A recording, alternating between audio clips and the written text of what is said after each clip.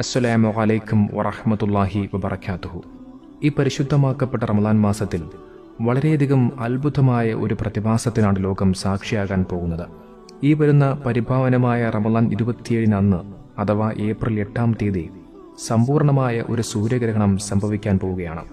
പകൽ മുഴുവനും കൂരാകൂരിരുട്ടായി മാറുന്നു.